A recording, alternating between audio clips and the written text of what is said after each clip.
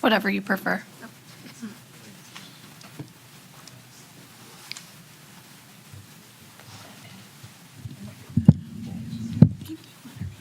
All right. It is 7 o'clock. So I'm going to call our Tuesday, May 3rd Common Council meeting to order.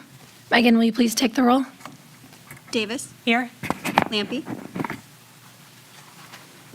Is he virtual? Lampy. Hi, here. Ritten. Here. Bartz. Here. Licht. Here.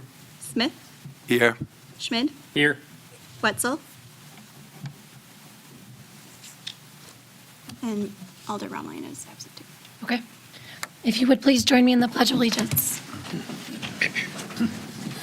I pledge allegiance To the flag of the United States of America and to the republic for which it stands, one nation, under God, indivisible, with liberty and justice for all. All right, the first item on our agenda is the minutes of the council meeting from April 19th. Mr. Ritten. I have 3 corrections on the minutes. First one, I was the one that nominated Jim Romline for Plan Commission. Okay. Number 2 is Resolution 9382. That was the agreement with Rupert Milkie for professional services. I did not move for adoption, and I also abstained from vote on that one. Okay. And the last one, Resolution 9383, I did not abstain from that one. I voted yes for that one. All right, we'll get that corrected. Thank you. Anybody else? All right. The next item on our agenda is comments from citizens present. The only person virtual is Mr. Lampy. So I'm going to turn it over to the clerk For the public. for public comment. Yep. So we had a resident submit through email wanting to have their request, their concern heard. And this is from Tim Little. He wants it entered into record to vote yes for the license for the bar and grill, previous Cherry Bomb, across from Glenn's Market, if it's the reason of fairness that the historic establishment be able to remain as a tavern. A tavern is a basic social establishment, is a place where locals stop to conversation and maybe a refreshing beverage or something to eat, is part of this town's historic core, is a place to see old friends and make new ones, face-to-face beats Facebook by a mile, is a place to meet local contractors, the man that painted my house I met at a tavern, the person that detailed my car, that guy that helped me rebuild my porch, that man that cuts my hair, I met at a tavern, is a place to educate each other on emerging issues, knowledge shared, knowledge gained, is a place to welcome newcomers, is a place to have fun. I implore you, vote yes. Thank you. And why don't you just go through those? We have others that have registered to speak, and I will read your name. You can go to the microphone over near District Number 1 Alderperson, Brad Hayes. And if you would please state your name and address. Hey there. Yeah, Brad Hayes. I was here about a month ago, and even a month ago, I was not opposed to the bar reopening, just to clarify. I have a lot of concerns that I think the city council, I'd love for you to address, I'd love for the owners to address. The big thing I have is, I got the Facebook, post from a couple days ago, and it says, all the money and fundraisers that they've supported over the years, and I think that's good, along with the last email that was read. Mr. Grams also says that we've been here 20 years and nothing's going to change. So I know there's a renter or two that, I believe it's a triplex. Well, if nothing changes in the back of the building, I think I'd get agreement that there was a stanchion that said tenant parking only when the Cherry Bomb was open. So my point is, again, out of the downtown corridor, we all have parking lots. But if nothing changes, tenant parking only, everybody parks on Main Street. So, that is my biggest issue is, if they want to invest in a parking lot, Mr. Graham says he wants to expand the parking lot, this is verbatim, over a few feet, which will probably give them room for about 20 cars. Well, it's a three-family already, so that's probably, you need 5 or 6 spots for tenants, plus 20 for patrons. I think that's more than just a little more gravel back there. And if you can, you can look at the overhead view, it's some gravel thrown down right now. I mean, it needs a lot to become a 30-car parking spot in the back, parking lot. So, the last comment I'll make is, I have a problem with them simply doing U-turns in my lot. And it does happen on a consistent basis. And in fact, he goes on to say, I don't know why we would do turnarounds in a car dealership. We would use Glenn's because it has more space to do so. So, I mean, parking lots are great for businesses. They keep people safe, keep them off the street. I wish the city council would just address why outside the main corridor of downtown, every business, including mine and Glenn's and Zwig's and everybody along the way, we all have parking lots. I mean, not one person could get up here and say, PJ Subs, 3 spots. That's the worst parking lot outside of the main drag, I would say. So, again, I wish them the best of luck. I'd like these issues addressed. Thanks. Lisa Miller.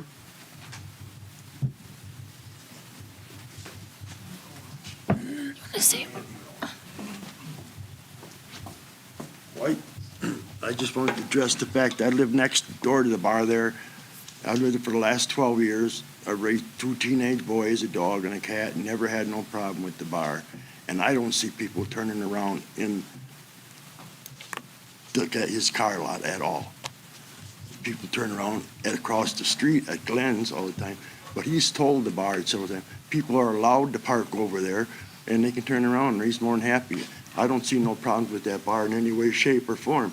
It's always been an older crowd of people, not a young person's bar. So I think the bar should be reestablished and shouldn't have no problem with it. Sir, I'm assuming you're connected to Lisa Miller. I was going to say, can you state your name and address for us, sir? I'm Lisa Miller's husband. Could you address your name and your address, please? Well, my name's Andy Miller, and I'm talking to my wife, Lisa Miller. We're married. We both live at 7, like I said, at the address there, and we'd like to see the bar stay open. We don't see no problem with the bar. It's all, like I say, it's always been an older crowd. It has not been a young person's bar, and there has not been no traffic problem there at all, where I see. 711 West Main. Yeah, which is next door to the bar. Thank you. Thank you, sir. Bob Grams.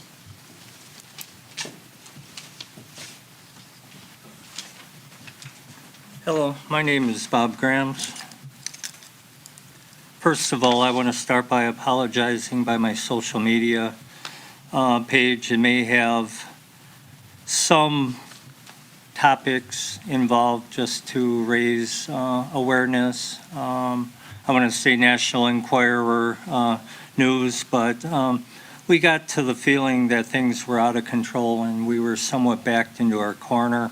Our phones were ringing off the hook and the emails were flowing all the time, and we're getting comments like the mayor wants to put up another park there, or she wants to close all the bars. The dealership wants your parking. The dealership has in-laws that work at the college next door. They can make it happen, but that's all hearsay. There's no truth about it that I found out. But I thought it was my only option to get engagement with the people of the city, and I could have been more subtle, but like I said, I'm sorry if it offended anybody from the city. It's a learning experience for me, and I'm not used to government. But anyhow, why we've got so much anxiety with this whole thing is because we came in here because we had an interested tenant in the tavern, and we've been closed down for COVID, and we didn't know if everybody in the city was going to die or where it was headed. But all we know is the governor was giving rent away, and he was closing bars, closing restaurants, and it was causing havoc on all the taverns and restaurants. but it should have been up to me to notice that our timeline was coming up. So that's why we're here. We were told we could give the city $1,000 to expedite the process here, but it seems like a lot of complexity is arising daily out of this. And our first meeting, what really bothered the wife and I is Mayor McFarland said that this, let me quote it, does not fit her plan. And I'm like, what? And we are a neighborhood business, so it does fit the plan. And she also brought up that the non-compliance law was a vehicle for the city to deal with properties like ours if they had to. And I stated at the time there's a demerit point system in place that could be used for troublesome bars. But our mouth dropped when we heard we don't fit into the plans, because I believe we do, and a lot of others do. We were accused of evidence of causing property damage to the car dealer next door. We pulled the police records, and there was no mention of the bar whatsoever. So I believe that was all hearsay. And people do not turn around and, from our establishment, do not turn around in his lot. They've got like so much more room without having to hit a new car or a used car in his lot. I see people all the time parking in the deli and running across to his business to look at a car. So they're utilizing the meat market's parking also. We have plenty enough room in our parking lot. Typically, we only have like 5 or 6 patrons in there, and we very rarely even fill up the parking lot, although we do have public parking in the front, which is not only utilized by the tavern, but it's utilized by the tenants living in the area or upstairs. Also, all the hearsay going on, religion came up, and I believe, just like in a tavern, politics, race, and religion should never be brought up, and neither should it in government. So that was hearsay I saw from people responding to me.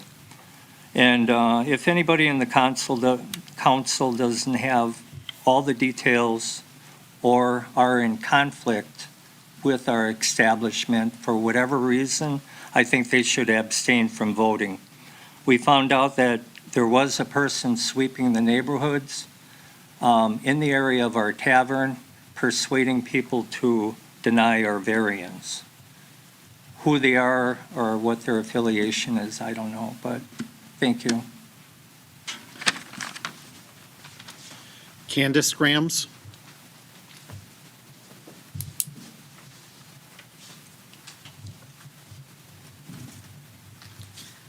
Hello, everybody. I'm Candace Grams, Robert Graham's wife.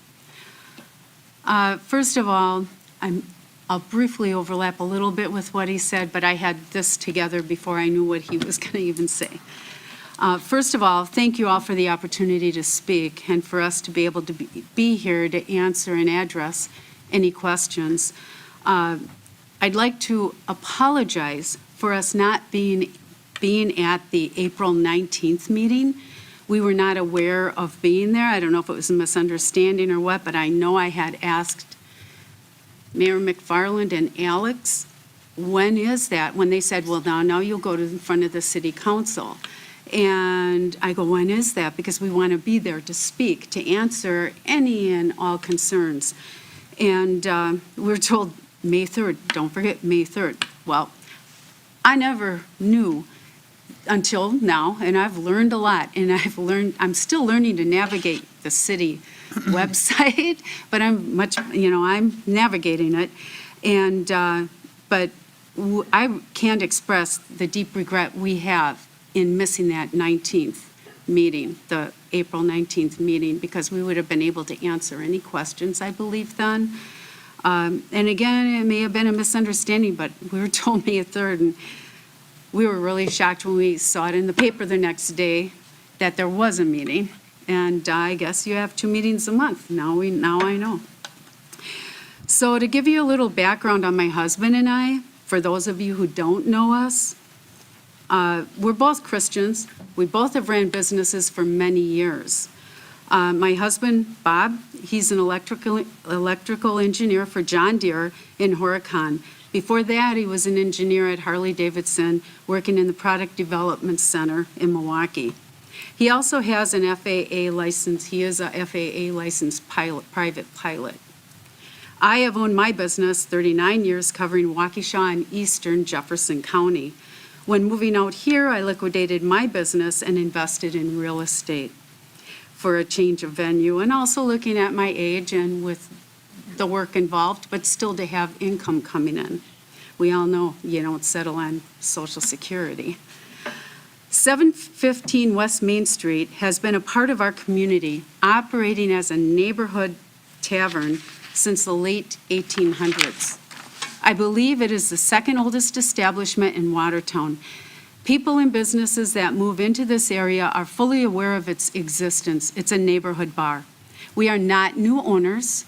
We're not asking for anything new. And what we meant by no changes is it will stay a small neighborhood bar with a burger and grill, food and beer. We're not trying to make anything new there. And that was questioned, I believe. And I don't know how legit that was, but that was one of the things we were thrown at that was discussed here that we missed on the April 19th meeting.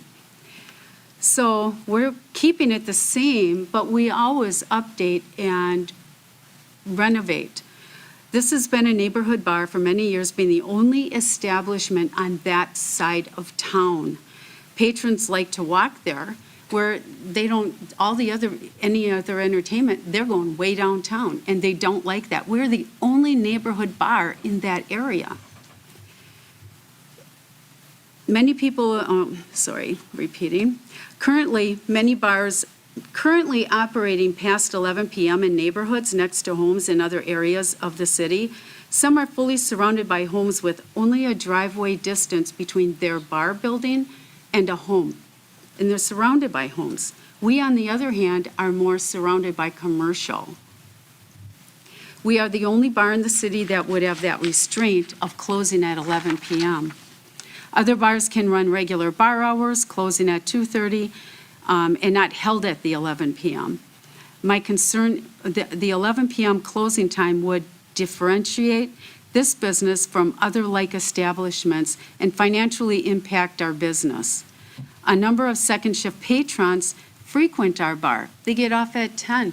By the time they get there, it's 10:30. If you're closing a bar and there's a difference, yes, the bars don't stay open till 2:30 usually, but there's a difference to have that restraint of now you're in penalty because you didn't get them all up by 11 and they just wanted to stop. Their 10 p.m. when they get off, second shifters, is our 3:30. They just want to unwind, have a couple beers, say hi to the neighbor.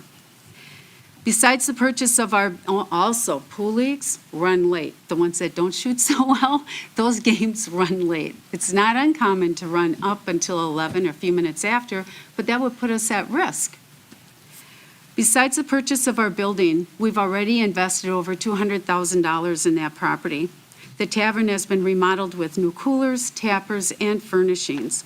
My husband and I are 60 plus this year, and this business is part of our retirement strategy. Losing this income would greatly hurt us. We purchased it for the usage that it has been running on. With an 11 p.m. shutdown, it could not complete this sector. It could not compete in this sector and would be difficult to lease. Like all other bars in Watertown, we were shut down during the pandemic. You wonder how long? Why how long? We were leasing our bar out because Bob's job, Bob was running and managing, we were managing it together. And I think that may be a question, like why this long? We tried to during two separate, we were shut down for the pandemic. Everyone was shut down, all the bars. 2 separate times I started doing interviews with clients to lease our bar. Governor Evers came back and announced not only 2 more shutdowns, but rent forgiveness. We did not want to put a future client leasing at risk of failure or us at failure. And so when we thought it was safe, we actually, how I found out about, we'd have to go through all this is out of a courtesy paying taxes. I went, we just want to let you know.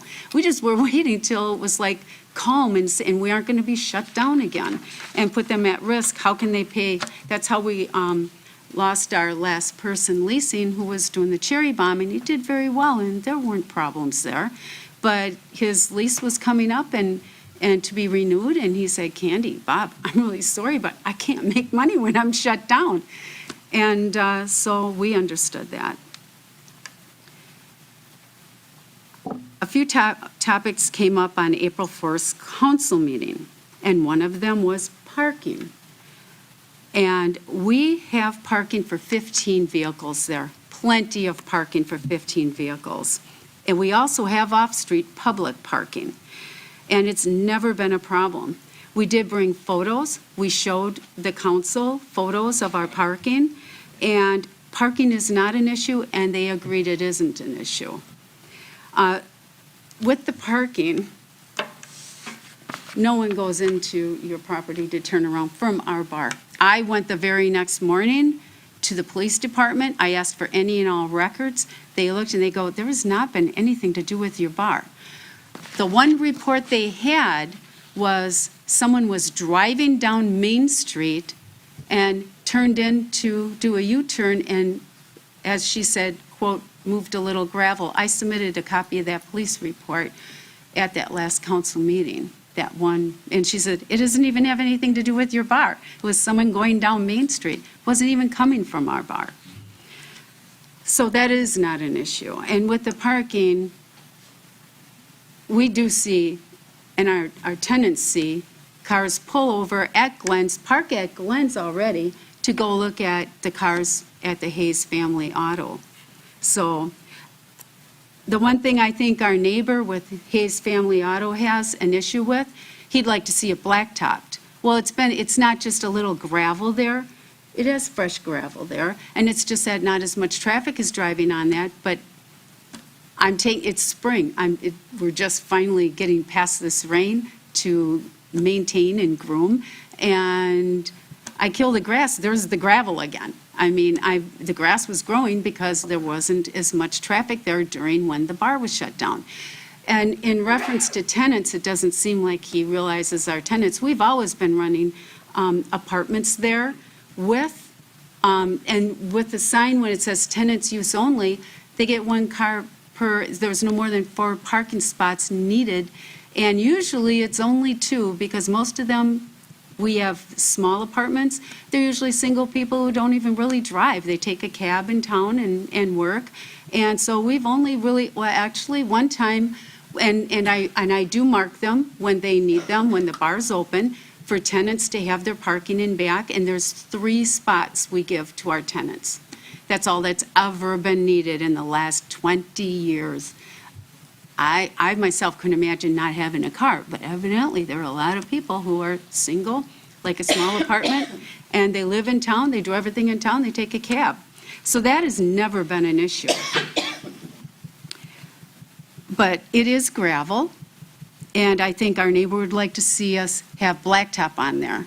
But it is a fine parking lot, and it has worked fine, and our tenants have never complained about it. Please let us continue to operate this bar, this neighborhood bar, as it has been since the 1800s. This establishment has deep roots to the city, and its legacy should not be lost. We have a history of 20 years with a good rapport with the city and our neighbors. We are not strangers in the neighborhood and want to continue closing at regular bar hours, same as all the other bars in the city. That's all we're asking. Many council members didn't even recognize me because I don't come to the meetings all the time. But this has to do with our lifeline, our retirement. So yeah, now I'm at all these meetings. In a brief recap, the Bar and Grill will have no chance of being competitive with others if forced to close at 11 p.m. This would also differentiate, us from the same like businesses and make leasing difficult. We cater to many second shift workers that puts us at risk of like, well, they come in for a beer and they have to rush right out. They're not going to come in after second shift anymore, and all they want to do is relax. They're older clientele. We're not changing anything. Yes, we're not changing anything, but we keep it updated and we keep it nice and we keep it groomed. The property was purchased 20 years ago as a tavern. We want to keep running it as it has been, as a bar and grill tavern, a local neighborhood bar. If we are held at that 11 p.m., it jeopardizes its original use and value, what we bought it at, and all our capital investments into it. The cash flow helps us, allow us to paint and maintain the property besides the purchase of the property. And that, like I said, was $200,000 already after the purchase price of the property. We add employment opportunities to the city and a cash flow to the city. Vacant businesses look bad for any city. How does this factor into attracting new residents and businesses? Wouldn't a prospering business project a better image? We are being persecuted for taking the safe road through COVID pandemic. And I apologize, as my husband did. Yes, I probably should have came in and asked questions even during the pandemic. What are you guys doing? Because that wasn't forced. The shutdown wasn't forced here. The city's motto is, the city of Watertown, opportunity runs through it. Where is our opportunity? That's all I'm asking. Don't forget, as we update our city, we do not want to lose its roots, its heritage, or its culture, because that's what made the city great. Please vote yes for our bar. Jennifer Meinhardt.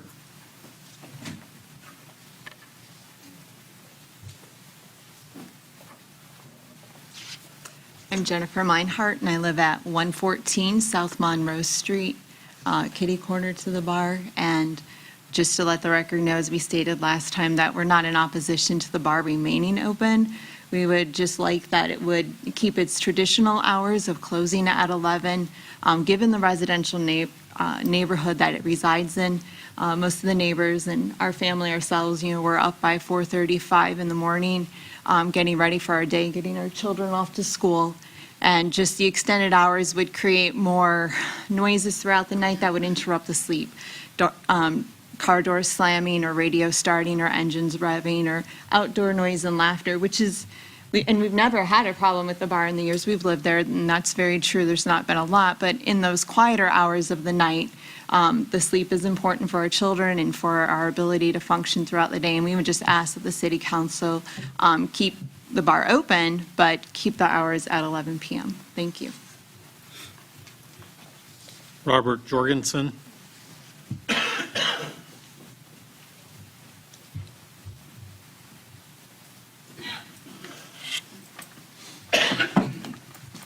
Good evening.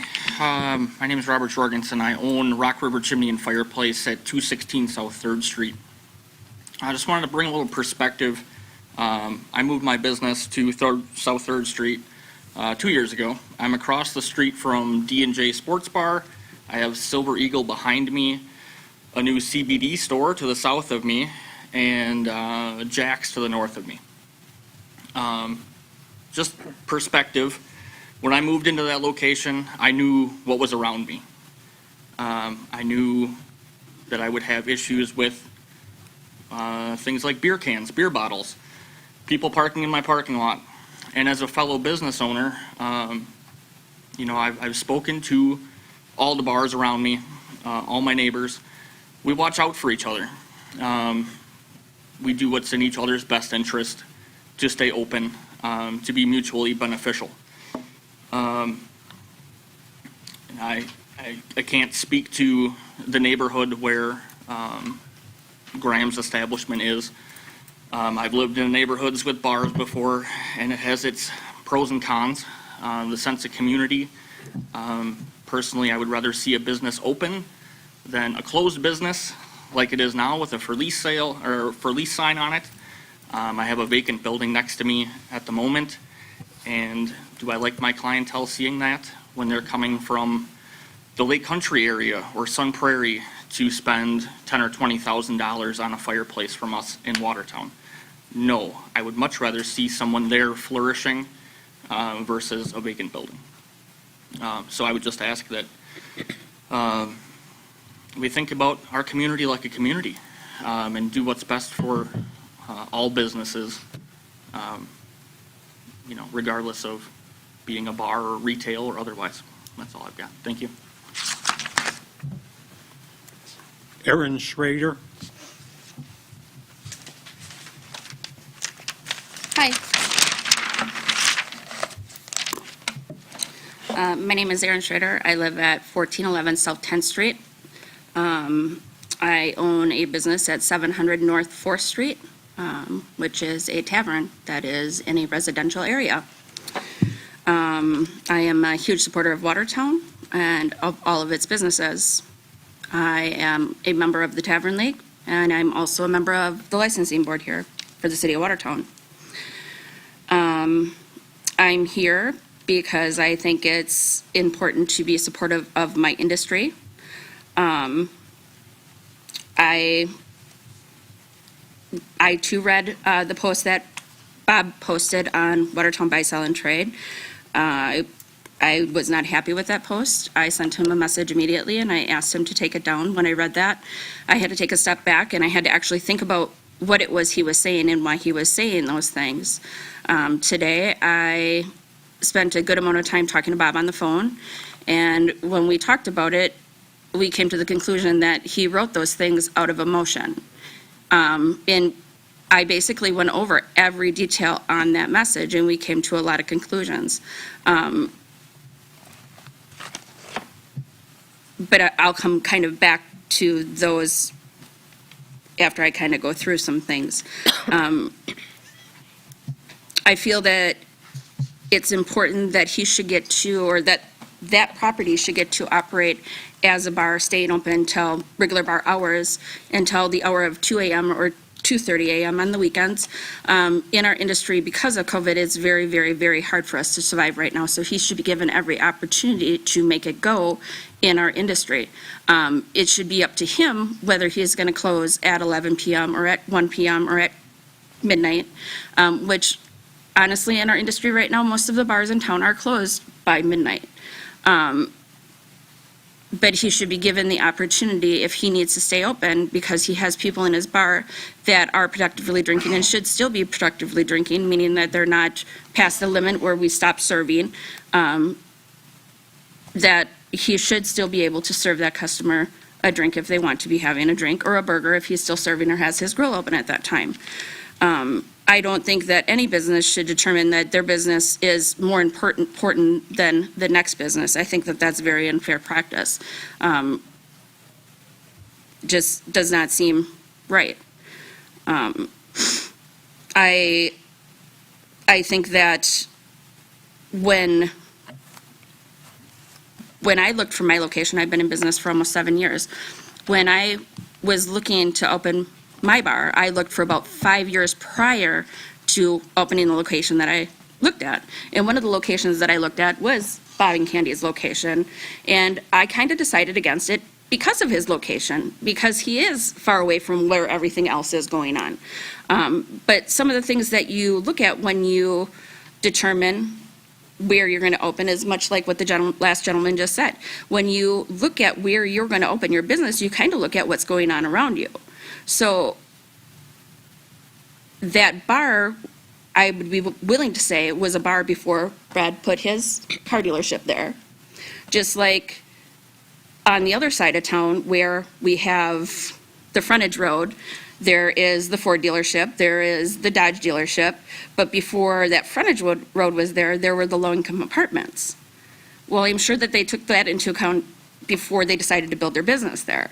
They didn't build their business and say, I don't like that the low-income apartments are there and that there's kids that walk through my dealership to go down to the pool or to get to school or any of those situations. So you kind of have to weigh out where you're looking to open your business and where you're looking to expand your business. As for, bars being loud and causing property damage or parking, I'm one of the bars that you walk out my back door, literally next to my porch, there's a driveway, and then there's a home. So part of being a residential bar is you have to be neighborly. I think it's very important when somebody, again, opens a business in a residential, whether it's the car dealership or a bar, you have to be neighborly. But that's a two-way street. Your neighbors have to be neighborly to you, and you have to be neighborly to them. In my neighborhood, my neighbors watch me as much as I watch them.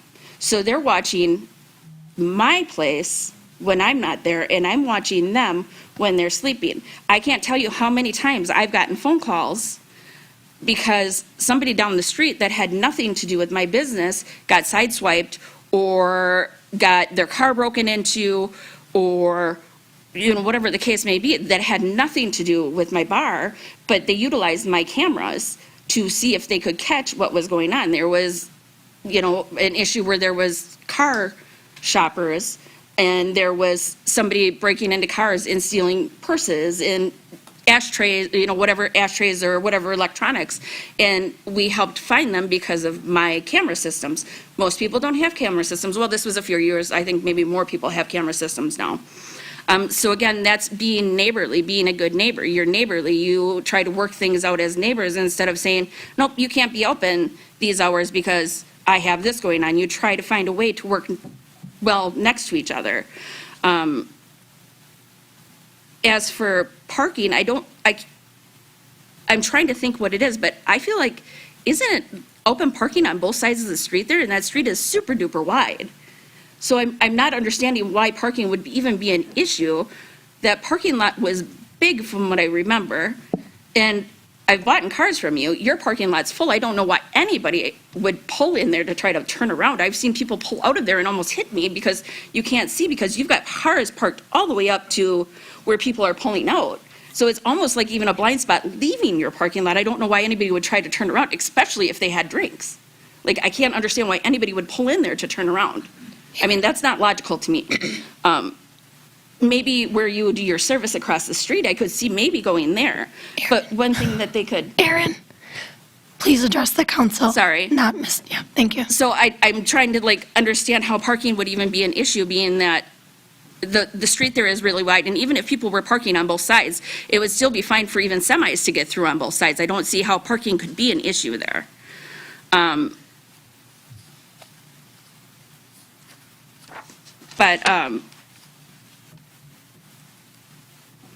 I know that one of the issues that they were saying is that on their letter that I didn't approve of, and that I was glad that they took it down, and that I know that the reason why they wrote it was because it was emotional, it was heartfelt, and I think that we've all been kind of stuck in one of those situations that we've, felt to emotion, and that we wrote something or said something that we couldn't take back, but then it was already out there, and then everybody got to see it, and it's hard not to respond to that because we are human, and we do get feelings, and we have feelings, and then we kind of react to, now, what are our feelings?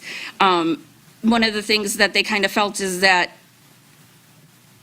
they weren't getting clarity, or they weren't getting all the notices by the city. And I did kind of talk to Bob and Candy about that, and I said, well, Jacob sent you a courtesy letter saying that your conditional use permit was up. He didn't need to do that. He did that because he was trying to be ahead of the ball.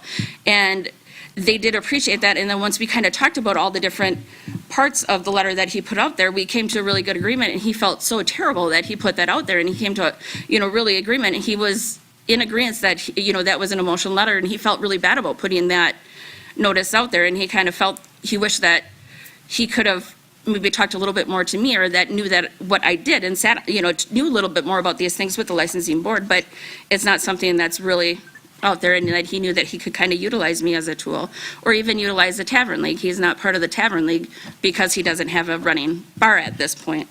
I know that one of the things that he mentioned was Maranatha. Well, I don't think that Maranatha would be an issue either, because Maranatha is so far up the hill. Again, that's always been a bar there. Well, as far as I know, it's always been a bar. And when I think back to when I was a teenager or a young adult, if I was going to do something that was naughty, I wasn't going to do it right in front of mom's nose or my pastor's nose or my teacher's nose. I was going to go away and do something. And if it's the sale of alcohol that is the problem, then the same sale of alcohol that Quick Trip has would be the same problem. Because if they're 21 and can purchase alcohol, they can purchase it from that bar or they can purchase it from that Quick Trip. So it can't be because of Maranatha and the purchase of alcohol.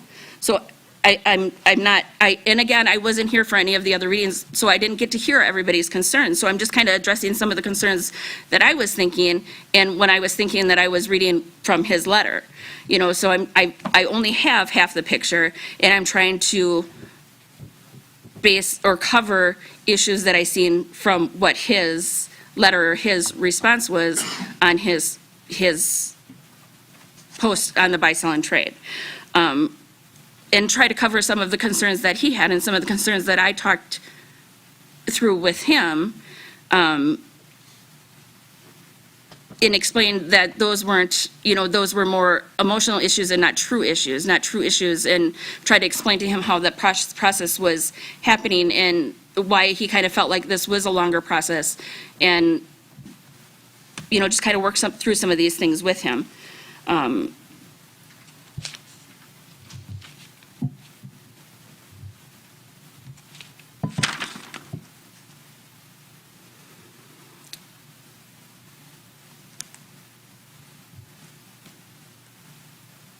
One of my suggestions, if there's an issue with people turning around in parking lots, and if that continues to be an issue, one of the things that could happen is you could possibly put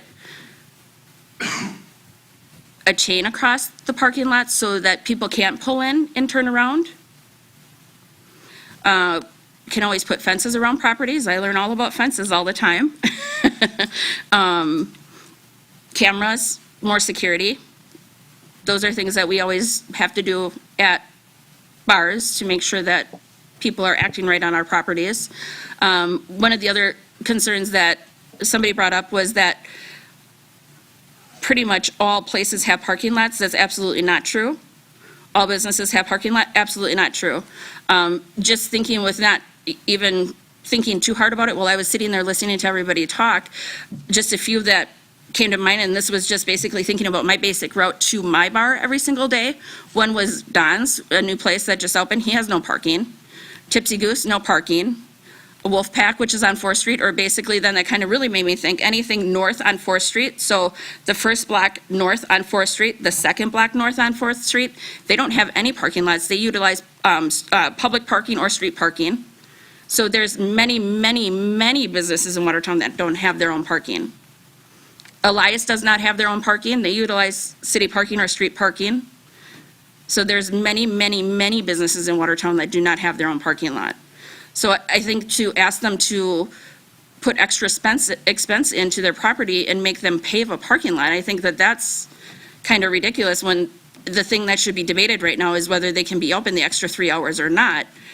I think that should kind of not even be something that's being debated right now. I think it should be just brought back to, should they be able to pay the $1,000 and buy that permit that allows them to be open the extra amount of time or not? I think that all the other things should kind of be scrapped off the table. And I think that what Bob was trying to say when he was up here speaking is I think he tried to apologize to you all. And that was one of the things when I spoke with Bob that I suggested. And when I asked him to take his post down, he did it immediately. So I think at that point he was already feeling remorse. And when I explained to him and went through each detail, he's like, oh, I see how that makes more sense. But when you don't work with a city government, you don't understand how things go. And when you have somebody, and that's the thing too in our industry, is that it's almost like you got the little devils sitting on your shoulder, and they're always saying, oh, this. You have no personal, you have no privacy, so you always have somebody that's adding that fuel to your fire. So when you're at risk of not being able to provide or to earn your income or to do things the way that you're trying to plan, or somebody's telling you you can't run your business when that's what you were trying to do, and then you got all the extra external people sitting there saying, oh, this, when she said this and she said this, it's hard not to get emotional about it. One of the things that he brought up was the City of Watertown, the newspaper, the Daily, not the City of Watertown, the Daily Times. You know, he thought that that was something that the City of Watertown owns. It's not. I explained to him that that's a business. Another thing, they write articles to sell a paper. So they are in business. What their main goal is to make money. So they write articles to sell that paper. If they don't sell that paper, guess what? They go out of business too. So they write these articles to get readers' attentions. I've seen it time and time again that they twist and turn things from licensing board that is not exactly how things went down. I seen it. I got really upset the last time that I came here and spoke, and things weren't exactly how they went down that time either. So I also kind of explained that that's just like any other media outlet, that it's not always as what it seems. And, you know, it's just one of those things. It needs to, I think, get brought back to what we're actually supposed to be looking at here is, should they be allowed to be open those extra couple hours, or should they not? I think that all those other factors kind of need to be taken out. Thank you. Thank you. I get nervous and You know, I ramble haven't on. talked for a long time, so it's bad again. But thanks, Erin. Thank you. There are no more pre-registered Wonderful. speakers. We do have an opportunity at the end of our meeting as well for public comment. We do not have a public hearing. The next item is our reports. Mr. Ritton, do you mind reading the reports listed? Sure. We have the Finance Committee report from April 11th, Planning Commission from April 11th, Public Works Commission, April 26th, Airport Commission, April 13th, Library Board, February 10th and March 10th, Senior Center Advisory Board, April 20th, Youth Advisory Committee, March 16th, and Citywide Bicycle and Pedestrian Path Planning Task Force from April 12th. Any questions on any of those reports? Awesome, thank you. We have no old business, so let's go to communications. The first is committee appointments for your consideration. These two do require your approval. Is there a motion? So moved. Motion by Licht, second by Parts. Questions? All those in favor, please say aye. Aye. Anybody opposed? Jonathan, did you vote aye? I wasn't looking. Yes. Okay. Yes, I said aye. Thank you. All right, because of the state of my voice, Alderperson Wagner, or former Alderperson Wagner, was considerate, and she's going to come at a different meeting. So we're going to hold on to that one. So let's get to the fire department. Chief Biefeld. Hi, thank you. Tonight, we're going to do a presentation on the fire department study from Bugle Designs. Just want to say this has been one of the things that we've had been talking about for a while. I remember Chief Weevil back in '93 talking about station. We started this with a station committee in 2018 and went in to, we're looking at the talks and working on that, and actually at the last year in 2021, we went through a process and we had Bugle Designs do a study for us, and they're going to do a presentation of that. So I'd like to introduce your team, Robbie. He's in a microphone. If it'll move. Okay. Can everyone hear me okay? Awesome. So my name is Laura Eisnagel. I'm an architect with Wendell and Bugle Design. We are based out of Eau Claire, Wisconsin. With me tonight, I have Robbie Krzyzanowski. He is our Director of Emergency Services for Wendell and Bugles, and Jim Schmidt, who is a Senior Emergency Services Specialist. So he's a retired fire chief that works on our team to kind of speak with the chiefs and make sure that we are all meeting on the same page and understanding what's going on. So basically tonight, what we're going to go through is I'm just going to give you a little bit of project history. We're going to review the GIS study. We'll talk about programming, which is our way of saying space needs, what your department needs out of a facility. We'll review a couple of concept designs. Then we have a conclusion, a recommendation, and kind of a what's next. So if you were to move forward with any sort of a project, how would you move forward and what would it be? So looking at the project history, we were interviewed actually just over a year ago. So we came to you guys in 2021 in the springtime. We were interviewed and we were selected, and we had our project kickoff and began our GIS study in June. So over the course of the summer, we did the GIS study and we looked at 7 different properties, which we'll show you in a minute. And in August, we wrapped up our GIS study, and then we went from there into our programming and into concept development. We presented our initial concepts in late September, early October, and from that point then we went and toured 4 different stations throughout Wisconsin to kind of see what we are talking about, to make sure that everyone's on the same page. Is it the right size? Is it the right location? Is it the right adjacency? How does it function? How does it work? After we did those tours, then we came back and presented some updates to the concepts based on those tours and what the group saw. Then we wrote a report, and now we're here tonight to give our presentation, and we will be giving the final report in the upcoming weeks. So basically, your existing facility, which is attached to this building here, was built in 1964.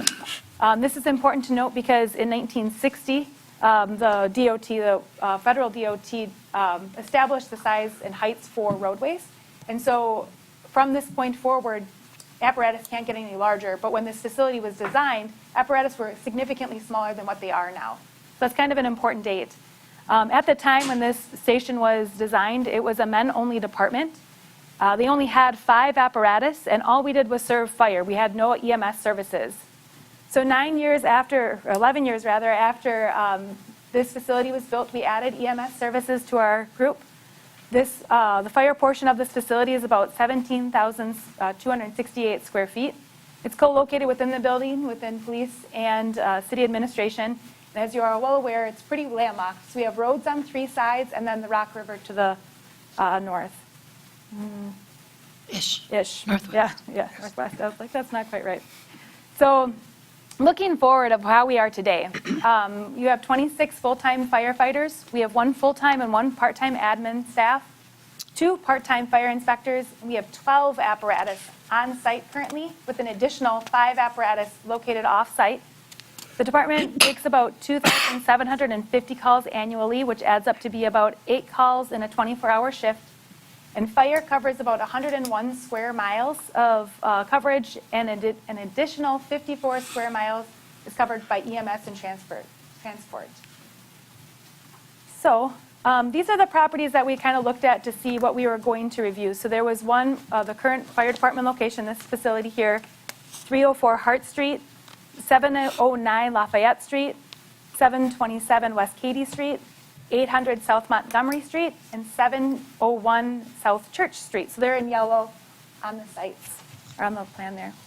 So when we look at a site for consideration for a new fire station or for any fire station in general, we look at response times. This is where the GIS comes into play. We look at property ownership, contours, so if it's hilly, if it's flat, what's going on there.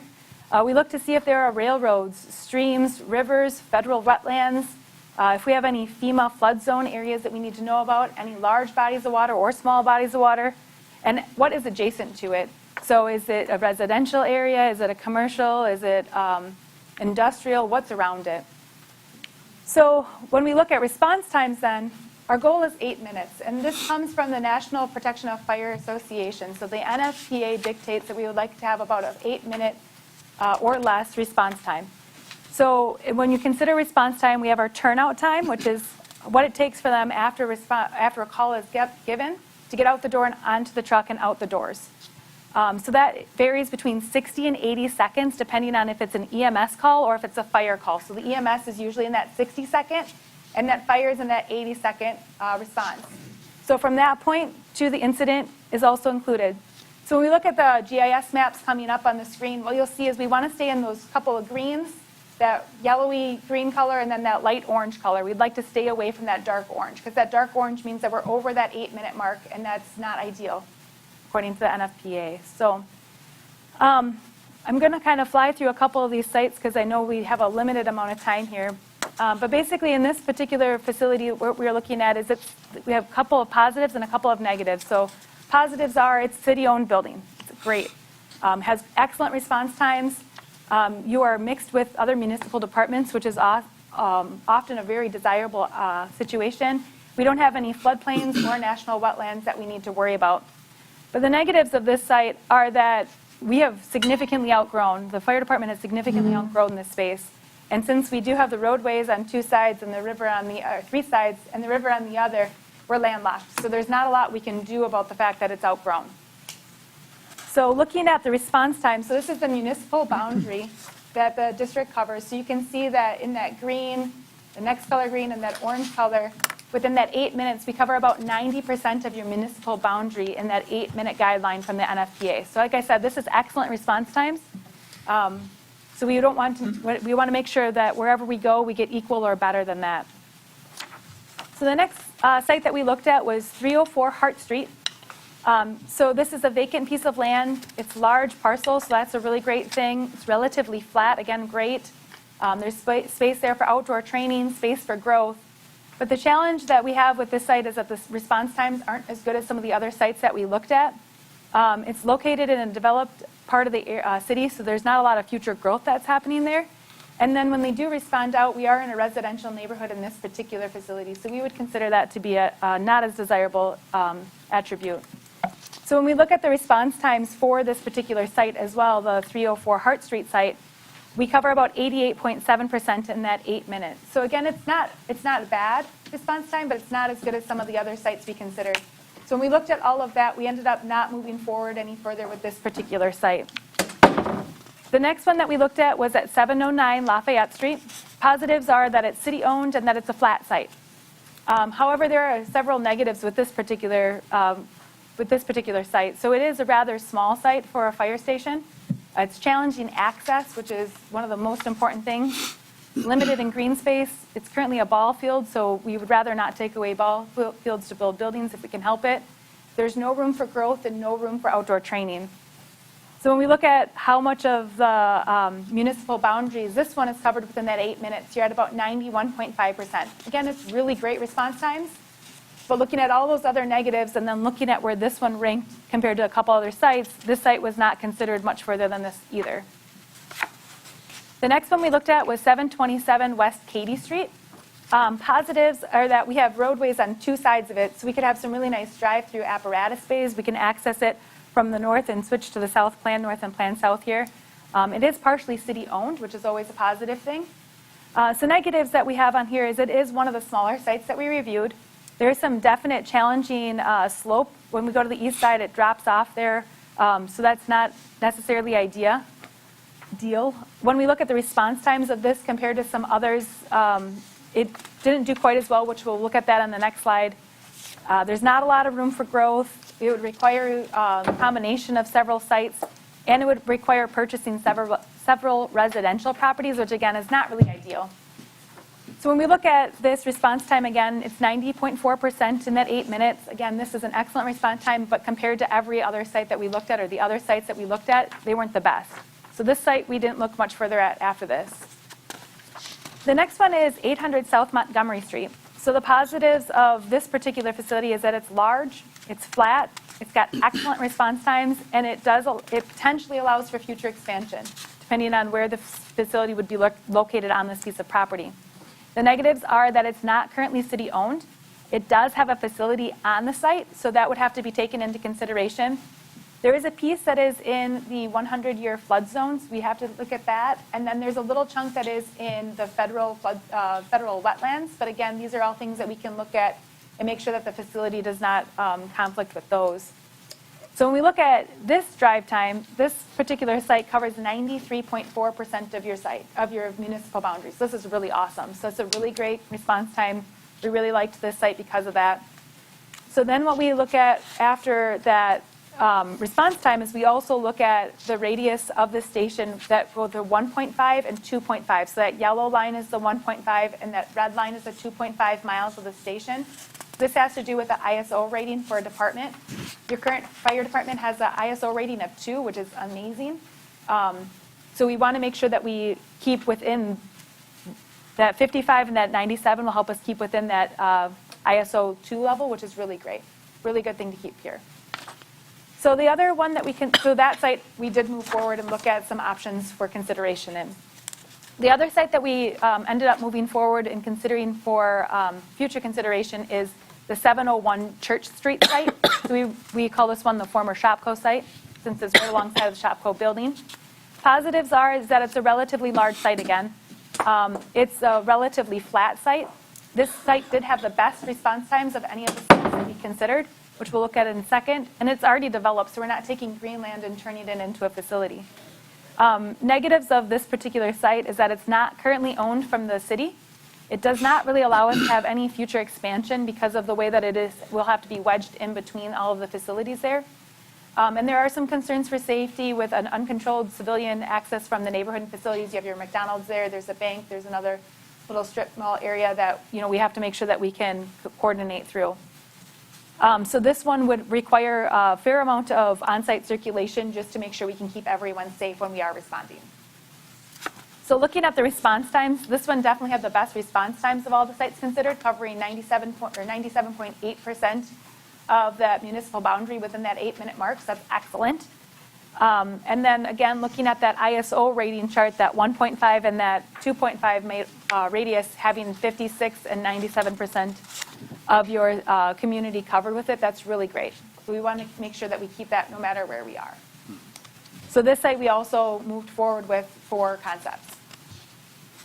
So then what we do is we did this programming session. So this is where we talk about what is needed and what are the adjacencies and how are you going to function. So we look at your operational program, understand how you work now and what you want to work like in the future, what would be ideal in the future and what you work at like now. So we want to make sure that we really do consider the future and not like wedging ourselves into a spot that we don't think will last us long term. So when we did our programming for your department, we ended up being at about the 40,779 square foot mark. The thing that I think is the most interesting is that your apparatus bay currently, or the apparatus bay that we programmed is at 16,900 square feet, and your current facility is 17,200 square feet. So your apparatus bay itself is woefully undersized, is basically what this comes back to say. And that really does have an impact on the size of the facility that we would need to design and construct for your facility if we were to do it.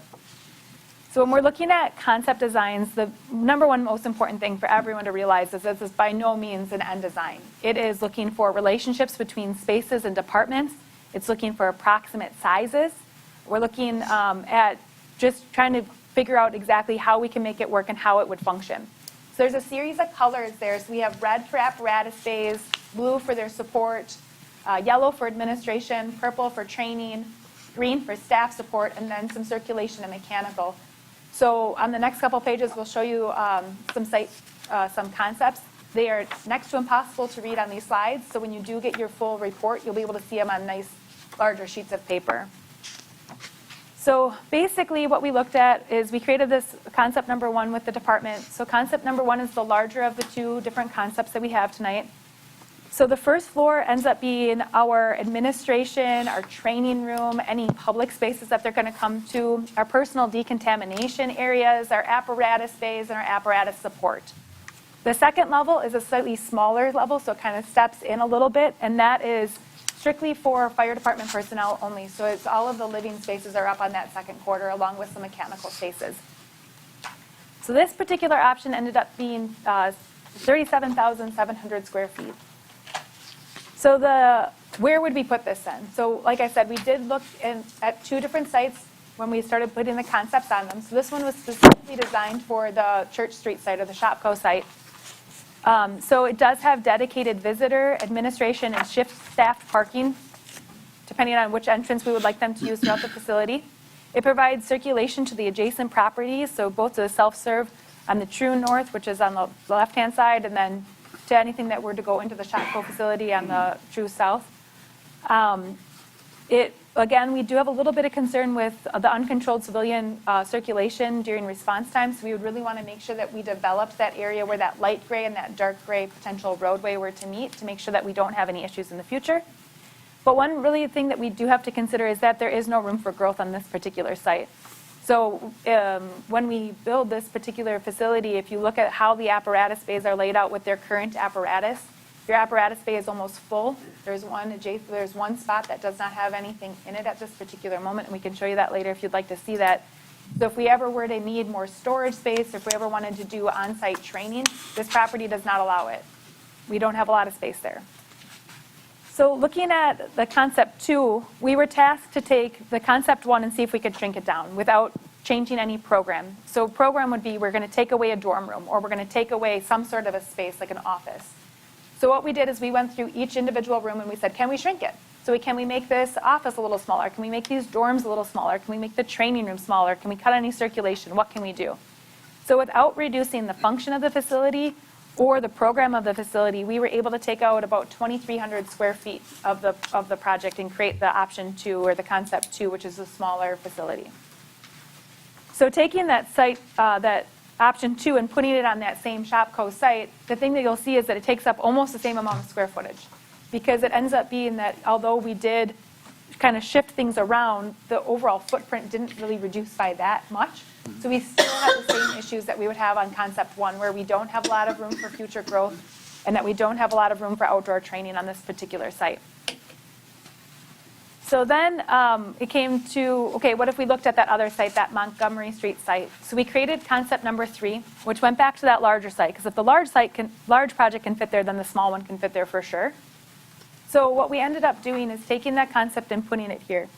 Now the challenge that we have with this particular facility on this site is when we do put it there, the site starts to dictate where things are and how things connect. So what we ended up having to do is almost mirroring the way that the response vehicles go out. So in order to keep the administration with our watch office, with the apparatus bays, our watch office is now at the back of the building instead of at the front, which is where we prefer it. So this is still a great plan. It still functions really well. We still have dedicated Bethesda thrift store shopping parking. We still have dedicated admin, visitor, and shift parking areas. There's a little bit of room for growth, not a lot of room for growth, but a little bit of room for growth. And there's decent site circulation around there, so everyone's staying safe. The most important thing with this is making sure that we kind of keep it away so that when you do have response going out on the street, we can get away from that curve to make sure there aren't going to be any incidents with that curve. So that's one of the reasons we also shifted the building a little bit. And to make sure that the Menard Street and the Montgomery Street intersection remains safe for everybody. So this is option number 3. So the important thing to note is that, again, these are not final plans by any stretch of the imagination. This is a concept. And often what we find that during the design process, as we start to tweak and work through and change and manipulate and fix this plan and get it to where you want it to be, we often reduce square footage. So these are 4 particular projects that we've just shown as examples of showing like where it programmed versus where it ended up. So just because we programmed at that 40,000 does not mean we're going to end up there. We might come down. We might even come down a little bit more from that 37 that we got it to already today. So when we are looking at concept designs at this particular moment, there are a lot of unknowns. So this is our opinion of probable costs. It does not include site acquisition. It does include a 10% contingency because we do not know what's going on. This is such a vague plan. We need to make sure that we would hone it in as we continue along through the design process. They are based on today's construction dollars, so we did not escalate it out to next year. And then also just keep in mind that since we don't have a site selected yet, we have not taken a site survey or any geotechnical or phase 1 environmental surveys. So there are a lot of unknowns yet in this particular one. Again, when you get your full report, there'll be a line item estimate where this comes from, so you can kind of see all of the different contingencies that we put in there and the different budget amounts that we put in there. So the conclusions that we would like to come to tonight is, when we consider where we would like to put a new station, we really have to put response times as paramount. That's the number 1 most important thing. Site conditions for size and ability to growth, our site circulation for safety especially, the overall function of the facility, department needs, and the ability to grow for the future, because we really don't want to be landlocked in anywhere if at all possible. So recommendation right now with the department is that we would move forward with concept 3 or on the Montgomery site and potentially having a concept 4 depending on if you were able to purchase that piece of land, how much of that piece of land you would be able to purchase could potentially create an additional concept for concept number 4. So the question always then comes, what's next? Like if you were to move forward with a particular concept, or how would we move forward in the process, and where are we in the process of design? So the design process is a lengthy process, and technically there are 5 stages of design, and we haven't even got to phase 1 yet. We're still in programming. So we just wrapped up programming. We're right where that blue arrow is. So the next thing would be, let's nail down the site. Let's figure out where we're going to build it, and then really hone in. Then we begin our first true phase of design, which is schematic design. At the end of schematic design, we would come back again and present another estimate that's a little bit more honed in, a little bit more known what's going on. Then we would do design development, again, just getting a little tighter with our plans, a little tighter with that estimate. Another estimate comes through. A final state of stage of true design is construction documents. That's when we actually draw our blueprints. We call them, we don't actually call them that, but our construction documents would be done at the end of that. So then we would do a third estimate on this particular project. After that, it would go then to bidding, construction, and occupancy. All in all, it depends on the timeline of how that was going to take. But let's just say for right now, what your council has been looking at is your group committed to paying for the GIS and the concept study, which is what we are presenting tonight in 2021. They have committed to a land acquisition in 2022, so that's our current year now. So then, let's say January 1st of 2023, we were to begin the next phase of this. How would it work? So you'd put out an RFP for services. You'd bring your architecture and engineering firm on board, let's say in March. We begin the schematic design process. You want a couple months for schematic design, a couple months for design development, a couple months for construction documents. And the hope would be that we would release for bidding in January of 2024 based on how your funding has been earmarked within your city. Generally speaking, construction ends up being about 10 to 12 months, depending on the size of the facility and the overall conditions of the process of the project. So we'd be occupying, hopefully, in March of 2025, according to the way everything's kind of laid out with your city. So that's the fastest we've ever done that presentation. I'm sure there's at least one question. I told them 15 minutes, so Yeah. So we I was like, they start to get antsy. Yeah. So, questions? So I do have a couple. Yeah. This is pretty ambitious in For- regards to your timetable completion and to assumed cost based on estimates that are presented. We know construction material in the future and those kind of things.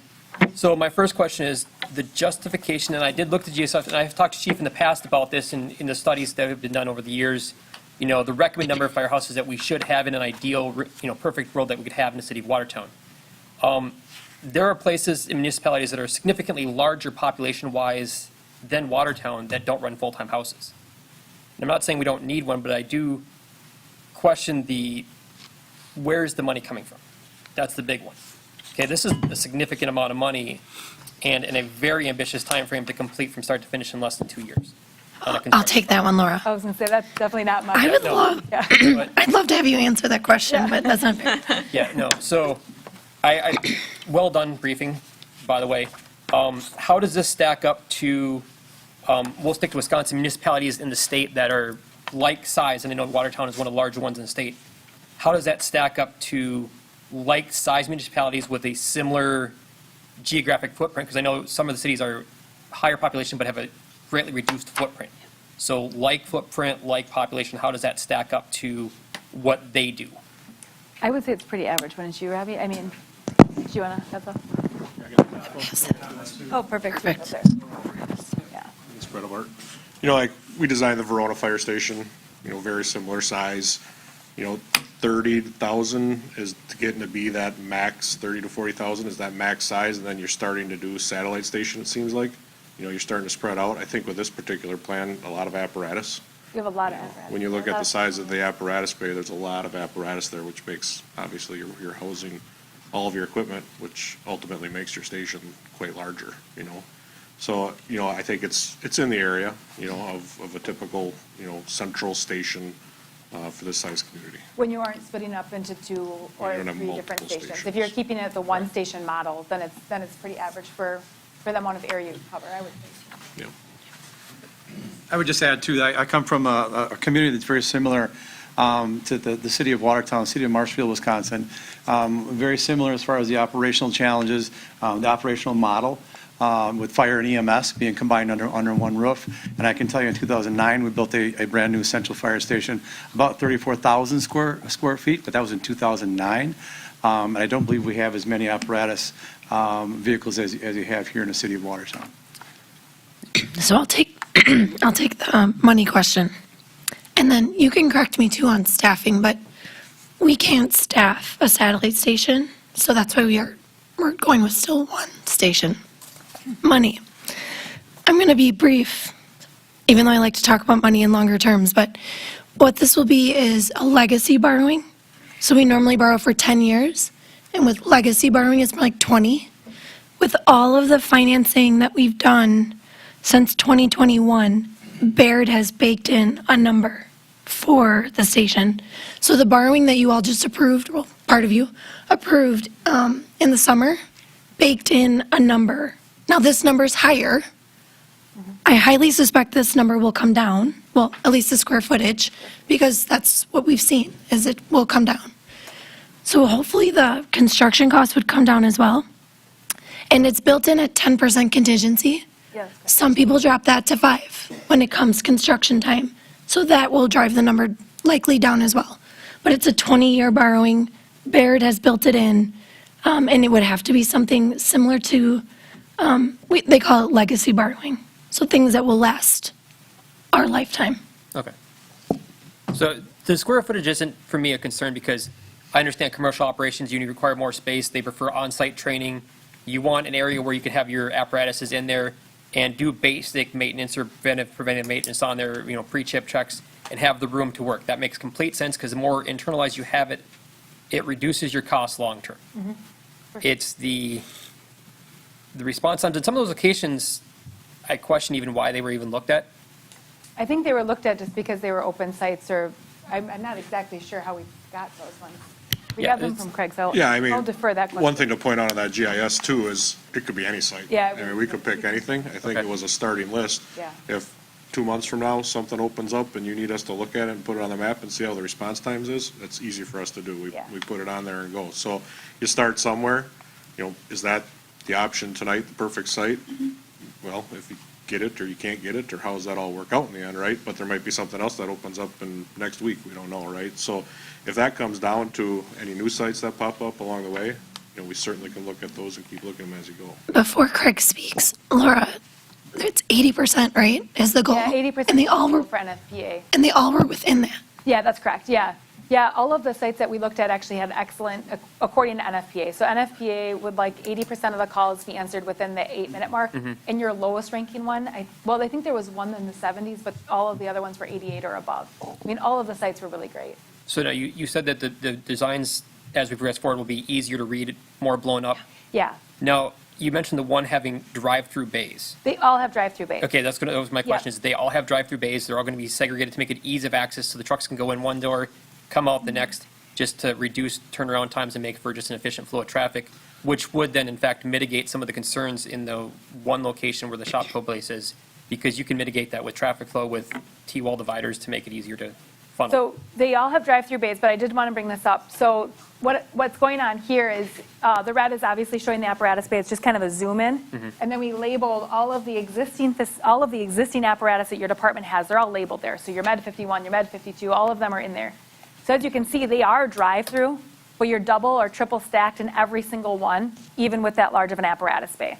So yes, it will mitigate some risk. And we do use wider doors now because the apparatus have gotten so large. So most departments only have 12-foot existing. We use 14-foot wide doors so you can back in more easily. So that's safer. The other thing that was really dictating those sites was having a front apparatus apron and a back apparatus apron that are large enough for your larger apparatus to turn around and be safe in. The part that I get nervous about is where that front apron comes into the civilian, so there's like a little space between, on that Church Street site, between that apparatus apron and then that intersection there, where that dark gray right next to that bank and McDonald's, that's the spot that I'm the most nervous with. The circulation around the fire department itself is very safe and very, very well laid out, I think. It's just that funnel. It's just that funnel right there. And I think that if it's marked right, and if we can do curb and gutter around that whole area and really enforce that it's actually a roadway and just not free driving like it is right now, that's going to really help. But the free driving is very worrisome. So we want to make sure that we definitely had it as this is a road and you have to watch out for it. We just want to make sure that we can try and minimize the risk. Yeah, it's not to say that Church Street's out, but. Sorry.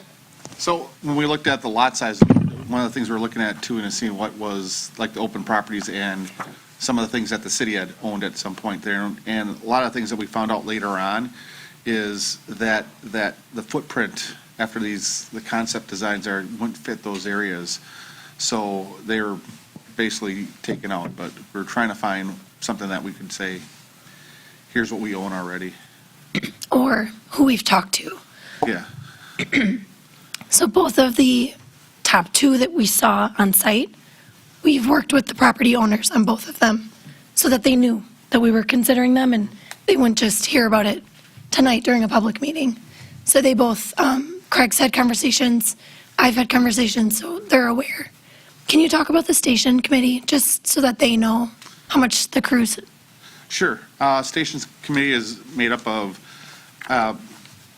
Battalion Chief Butler was more the head of the Station Committee, and we had representation from each of the shifts, Lieutenant Pieper, Brent Kurtz, Pat Schultz, and then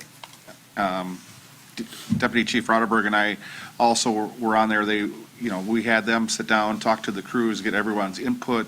When we had these conceptual designs, they would go through and sit down with everybody and get that input as well. They'd have meetings, what we need, look at what the condition of the station is, and, and the things, like I said, this is built in '64. There's a lot of things that were added on that were not even thought about, such as you talked about the decontamination rooms, the clean areas because reduction of cancer risks and a lot of the other things that have been out there, so. Questions? I think you referenced it, but I couldn't completely understand. Is a satellite location not under consideration at all? So we looked at that early on because we thought that would be a best way of doing it. But then when we looked at it, how there would be a response, getting it from two different areas there.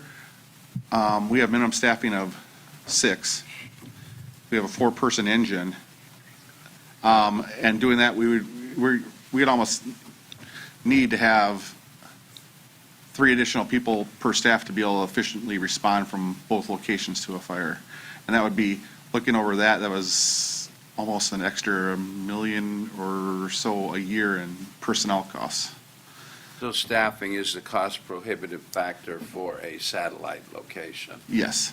You probably have to do facilities too, right? Because you're existing. Yeah. So I mean, your existing station where it's at right now, you wouldn't be able to keep that because it's so centrally located. So now you do one satellite, you're gonna have to do another satellite to move them apart to kind of get that separated distance, if that makes sense. Because your existing station right now is in a good spot, ideally, it's just not a big site, so It's in a good spot if you have a central location, but if you have 2, then you'd want them spread out. you'd want to spread them out, To maximize your response coverage area. Others? Well, anything, Jonathan? I don't want to leave you out.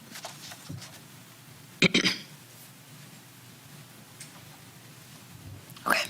Mayor, Yes. you explained the steps going forward, Laura. Yeah. Are you suggesting that your company does not participate in those things, or does it go out to bid for that process? We would love to participate in those things. I don't know how far our contract goes. So if you, it depends on how the contract was written, and I'd have to ask Robbie and Emily about that one. But we would absolutely propose on it if it does go back out for RFP. We'd love to do it, but I'm not quite sure where our contract ends. So that's up to you all. And if the question is on like assisting with site purchases, and like I said, Yeah, other absolutely. sites come up, we're more than welcome to help you out and do another concept on a different site, we're definitely interested in continuing the relationship, no doubt, so. I don't believe we're under contract for design. So I'm so sorry. Next steps will be us coming back to finance with a land that we'd like to purchase. And then we'll go from there. Anything else? Well, you guys were wonderful. It's been fantastic to work with Five Bugles. And I've heard that from my colleagues around the state too, so we got a good one. So thank you guys. Thank you.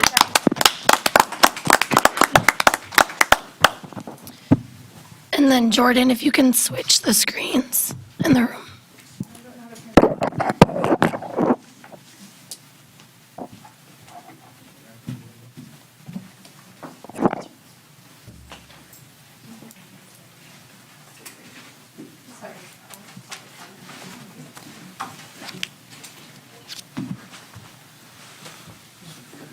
Okay. Your next item is the 2021 Police Annual Report. Comments, questions?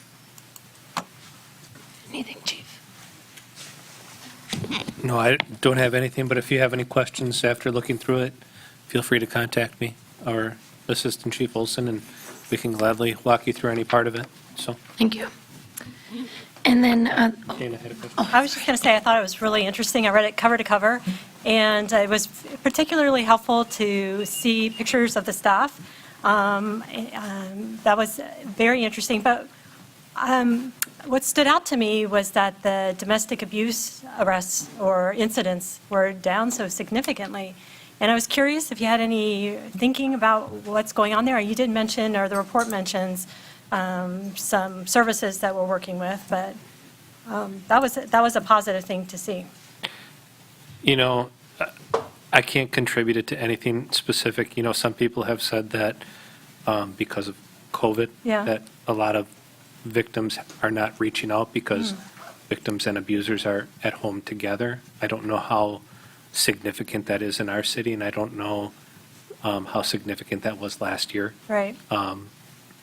So just something to watch maybe and see Yeah, what the trend is. and we do track it. We track Yeah. all of the domestics. We certainly track if we have offenders who repeat, because that's something that we bring to the attention of the district attorney and then the courts as well when we have repeat offenders. Okay, thank you. Yep. anybody else? Okay. Next in your packet is just awareness that this week is Nationally Public Servant Recognition Week. So if you see a city employee, please thank them for all the work that they do. And then you guys also have the Public Health Annual Report. Questions? I think Carol's still here. She is. All right, very good. We have no new business. Mr. Rumline's not here, so I'm going to need someone to make a motion on the accounts. Mayor, I'll move to pay all accounts payable. Thank you. Motion by Ritten, second by Licht. Question on the accounts? Megan? Ritten? Aye. Bartz? Aye. Licht? Aye. Smith? Aye. Schmidt? Aye. Davis? Aye. Lampy? Aye. Motion passed 7-0. All right. Our next is miscellaneous business. You just have the payroll summary of April 6th to April 19th. Comments on that one? All right, we have no licenses, and let's go to our ordinance. This is ordinance 22-52. It's to adopt the plan unit development and general development and precise implementation plan for 711 West Main. This is here for me and the Plan Commission on the second reading. Mayor, I'll move to approve ordinance 22-52 on its second reading. Motion by Ritten, second by Bartz. Discussion. Ms. Davis. Well, I first want to say that I really appreciate the comments tonight. It was good to hear from the public comments, and I think there's a genuine desire to try to find a fix. But this is a super complicated issue, and what I wanted to do is just take a few minutes to explain why it's a complicated issue, particularly for the council tonight. We are not being asked to simply allow the taverns to stay open to 2:30, yes or no. It's more complex than that. We have before us an ordinance to approve a planned unit development and a general development plan and a PIP. And so I have two documents that are sitting there in front of you. The first document is this packet, and this is the published Watertown City Code for the planned unit development procedures. It's 550-152. It's super extensive. It's about 10 pages long, very detailed, very thorough. My first read-through was like, wow, it is very complicated to get a planned unit development approved. And then my follow-up thought was, I think that might be purposeful, that the code has written in such a way that it is difficult, and it's intended to be difficult for a planned unit development to be approved. So if you take a look at the very first page, under letter A, those first three paragraphs there, 1, 2, and 3, describe the purpose and the intent of a planned unit development. And so take a look at paragraph 2 there, where it says, planned unit developments are intended to provide more incentives for infill development and redevelopment. So what's meant by incentives there? Incentives, in this case, is a carrot that's held out to developers. And that carrot comes in the form of relaxed zoning restrictions. And with those relaxed zoning restrictions, then the developer can get a little creative, get a little innovative, and do something with a property that needs development that maybe couldn't be done before. But the next sentence is also key. It says, furthermore, planned unit developments are designed to forward both the aesthetic and economic development objectives of the city. So the developer has a purpose, but the city also has a purpose with planned unit developments. It's to forward the aesthetic and economic development of the city. There's a purpose for them. The rest of that sentence goes on to describe that that is done through controlling the development and by allowing some flexibility. But the very last sentence in paragraph 2 is really key. It says, in exchange for such flexibility. So in exchange for the relaxed zoning restrictions, the planned unit development shall provide a much higher level of site design, architectural control, and other aspects of aesthetic and functional excellence than normally required for other developments. In other words, in exchange for this relaxed zoning restrictions, we have a city input that results in a planned unit development that's excellent and superior to other developments. So this really describes a win-win-win. It's a win for the developer, because hopefully they get to make some money and they're using those relaxed zoning restrictions. It's a win for the city and the community because they have a say in the development. They get to put input in, they get to make sure that it's held to a higher standard. And ultimately, you hope that it's a win for the community because they're the beneficiaries of this really excellently planned development that forwards the aesthetic and economic goals of the city. The next paragraph, I'll just briefly highlight. You can read along and make sure I get it right. But paragraph 3 basically says, but be careful, because you can have unintended results when you use planned unit developments. So make sure you look at them at a case-by-case basis, examine the architect plans, the site plans, and everything involved, and make sure you follow this process so the public has a say. So if we go on, you'll see, as you flip the pages, that every single step along the way of this process has a lot of requirements. But what I want to draw your attention to is the bottom of page 4. So if you flip over there, at the bottom of page 4, it has the PUD process step 3, general development plan. So the general development plan is required by the developer to be presented to the zoning administrator and the plan commission for approval. If you look at the ordinance that we're being asked to approve tonight, it's approval of a planned unit development and a general development plan and the precise implementation plan, all of that. Then take a look at the top of page 5. Paragraph 1 talks about the process of how the developer has to present the GDP to the zoning administrator and the plan commission. And then that last sentence in paragraph 1 says, this submittal packet, or this GDP submittal packet, shall contain all of the following items prior to its acceptance by the zoning administrator and being placed as an item on the plan commission agenda. And then if you look, going all the way down through page 5, all of those are required in the submittal packet. You've got a location map, a map of the property. It goes on to see where it talks about the written description, all sorts of requirements. One of the requirements is a discussion of the private benefits of the development versus the public benefits. On the next page, that's where they put in their request for exceptions to the zoning requirements. That's where they list them out and describe those. And then there's more, and they have to list their financial information and all sorts of stuff, conceptual drawings. But if you go back to that paragraph 1, where I read, this submittal packet shall contain, that shall is kind of an important word. Because if you read the zoning code, shall is defined as mandatory. So all of those items that I just rattled off, all of those are mandatory requirements in a general development plan according to our ordinance that we have. The next thing I want to show you is the other document that you have in front of you, and it's just a one page, and this is from the property owners.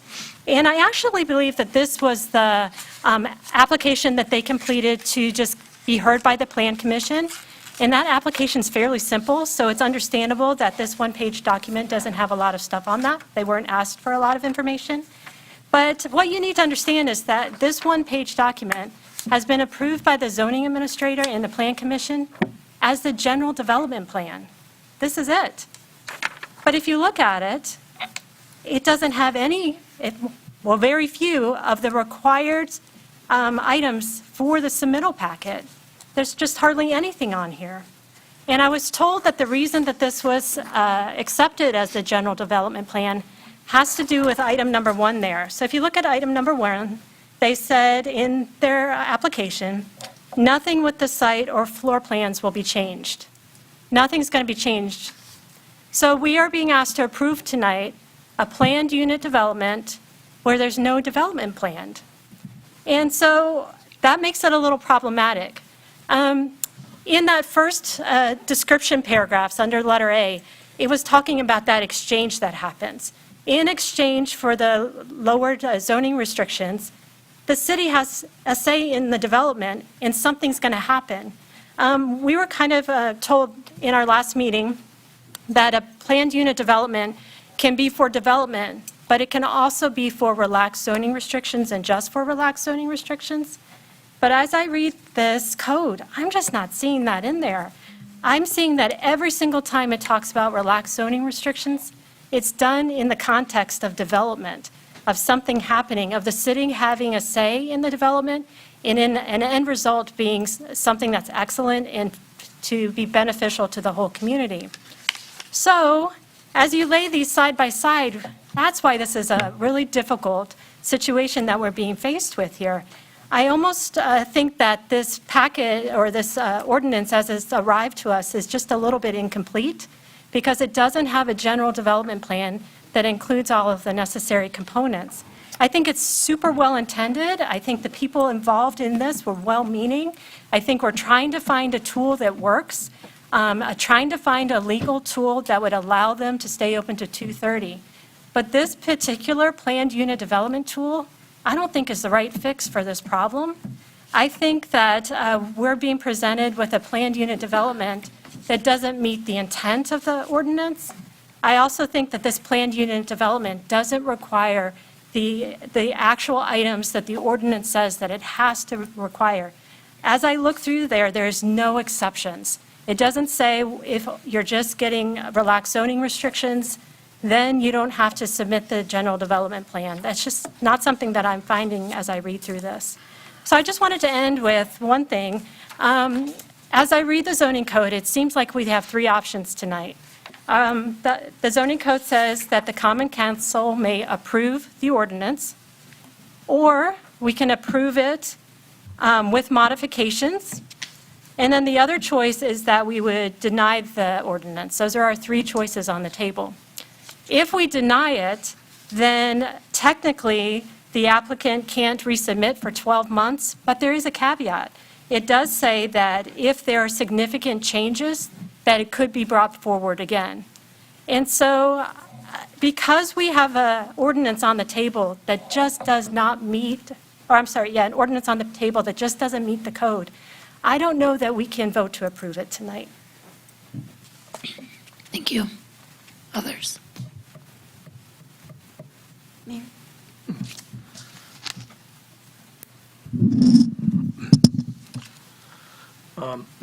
I would too say, we'll say thank you to all the public input we've gotten tonight and at the previous meetings and the public comment we had a while back. This is one of the few items that I've actually gotten calls and emails about. I don't normally get a lot of those. Overwhelming support of what's trying to be done here. We're trying to extend business hours for a tavern. I got at least 4 positive contacts and 1 negative contact. I spoke with Alder Romline. He couldn't make it, but he also wanted to have me express his approval for what we're trying to do. He's also on the Plan Commission that also unanimously surpassed this and brought it to this body for a debate and approval or denial. And he also received public input in favor of this also. He wanted me to pass that along. I appreciate Alder Davis's in-depth, thorough research of the ordinances and everything on the books. I'm of the belief that there is an intent to these ordinances as they're written, and the intent is to protect the city from undesirable new things. This particular thing that we're talking about is, or has been operated as the tavern for a long, long time.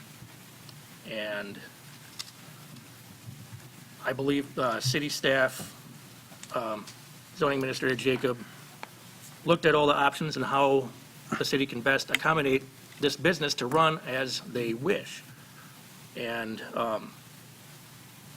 so city staff and planning commission came up with what we're having in front of us today. Yeah, there's all kinds of codes and rules and whatnot we have to play by, but I think ultimately it gets deliberated by the plan commission. It got approved to this body to get deliberated. I'm in favor of this ordinance and what the intent is trying to do, is trying to just extend operation hours so they can run their business and make a buck. That's where I'm at. Mr. Lampe. Thank you, Mayor. I guess I wanted to echo Alderperson's written comments in some sense. But again, I support what the Plan Commission did.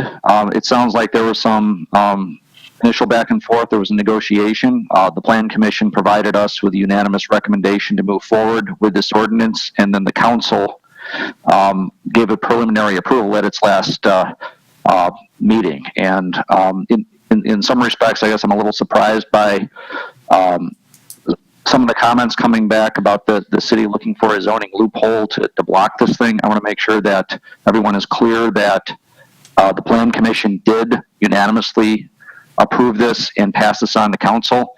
And we did a first reading and we passed it 5-4, as I hope a lot of you were able to see in the Daily Times article. But generally, I support the type of negotiation that the Plan Commission is frequently involved in. I definitely support they're trying to balance getting a business back open in a location. I think that's something that we all should support in the city going forward. And I definitely understand that they're put in a difficult position to balance some of these regulations, some of these things that they have to enforce at the city level, and then also making sure that the business can come forward with the plan.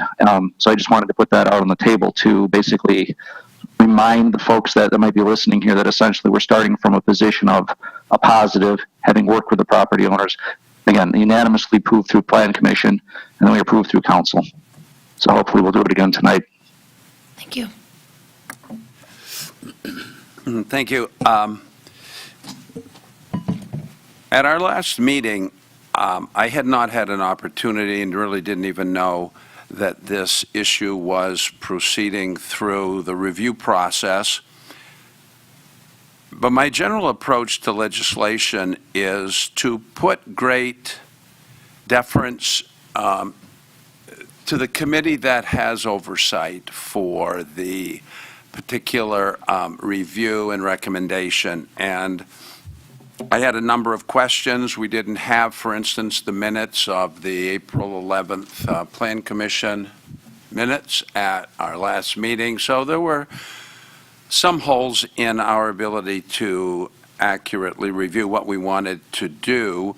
But I was tremendously influenced by the fact that the Plan Commission, which is very diverse, excellent in terms of their dedication to their mandate, had reviewed this and had unanimously recommended approval.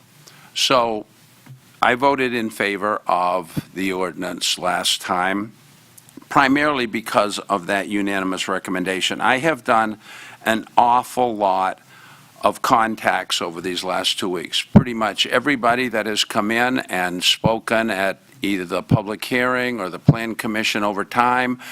I talked to most of the area businesses, including those who did not come in to offer an opinion. And I guess I would echo completely what Alderperson Davis has said, which is that of all of the various land use issues that I have dealt with over many, many years, this probably has the greatest complexity and the greatest difficulty in trying to resolve within the scope of our code a pure and fair resolution. The planned unit development ordinance, which was before us tonight, was something that came into existence probably over a couple of decades ago. And we caused this to come to be because we were running into so many problems with pure zoning. It is very, very difficult to anticipate in advance every conceivable land use issue, and the number of zoning options were not so voluminous that there was a perfect fit for everything. The planned unit development ordinance was passed for the purpose of giving primarily a pro-development approach with built-in flexibility so that the city could have options beyond just strictly rezoning. And if you wanted to equate within the planned unit development ordinance, the general development plan, not the combined general development plan and precise implementation plan, the general development plan basically equates to a rezoning, and the precise implementation plan, which was combined in this particular instance and has been many times in the past because the PIP is optional,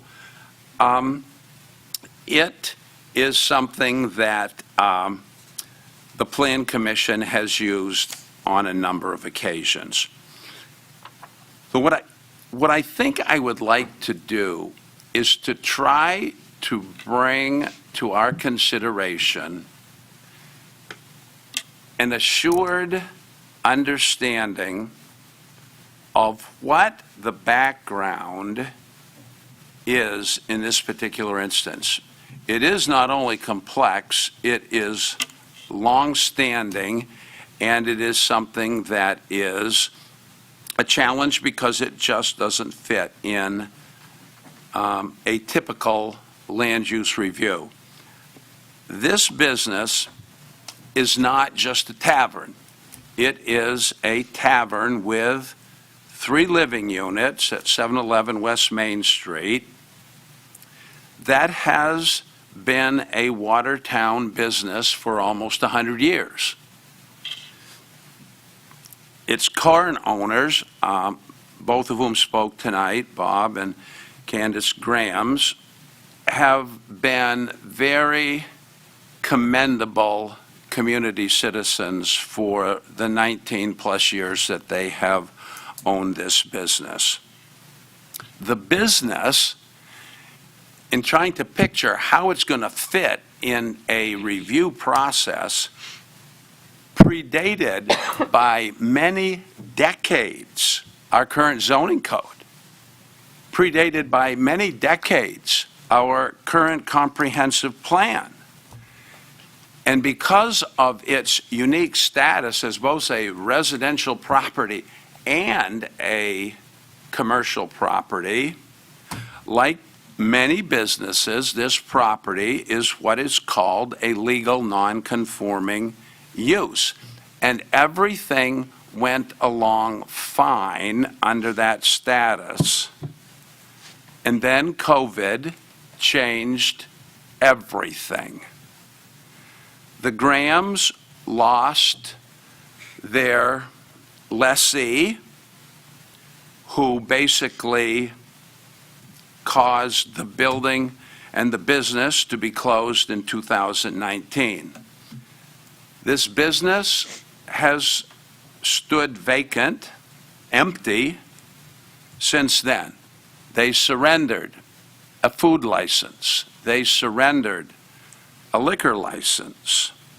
And finally, when this crazy period of COVID had passed and they had endured owning a property that was producing no revenue whatsoever, both working independent jobs to keep financially solvent. They went to reopen.